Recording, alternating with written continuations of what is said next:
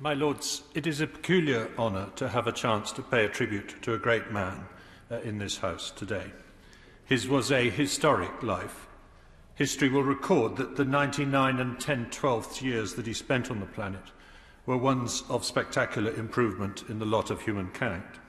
He was not, of course, responsible for that change, but his life brilliantly illustrates how an individual can help to bring about such improvements.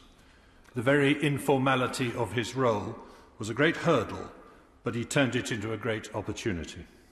He rose to the challenge of being a great leader, no easy feat, and in doing so challenged others to achieve great things.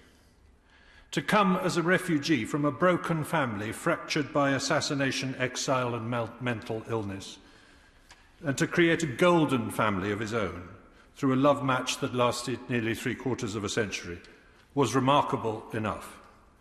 But to do so while helping to steer the monarchy to its modern relevance and respect, to do so while nudging and cajoling so many institutions and organisations in his adopted nation into their modern shape. To do all this for 73 years and never put a foot wrong, never fail to bring a smile to the faces of an audience, never leave a meeting without learning something useful. It is a record that no mere politician, businessman, bishop, judge or general can hope to match in our ephemeral careers. It is his work that will endure, for work it was, however much fun he had doing it, visiting every corner of the country and every possible community, listening, learning, advising, steering, rewarding, helping ordinary people. The stuff that just gets left out of the fictionalised television series almost entirely, but that is the real reason the monarchy is so loved. The vast majority of people who met him did so because he visited their projects and workplaces.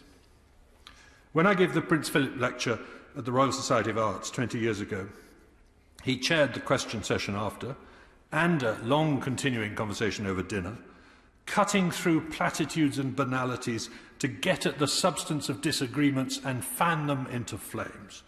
It was a tour de force, and it left me exhausted.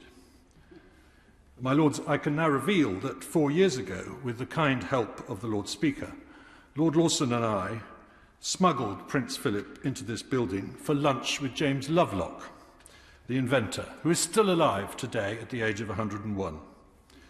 The conversation between these two pioneering environmentalists was funny, feisty, fast and furious.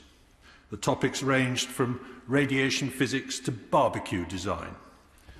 The Duke's fascination with how things worked, with technology and invention, which has already been mentioned here today, shone through, but so did his fascination with how the world worked, how ecosystems fitted together, and how human responsibility for managing nature must not be ducked. There was not a backward glance from these two 90-somethings. It was all about the future. My Lords, I join in paying my humble condolences to Her Majesty and all the royal family on account of his death, but their sorrow and ours will surely in due course be eclipsed by pride and admiration on account of his life.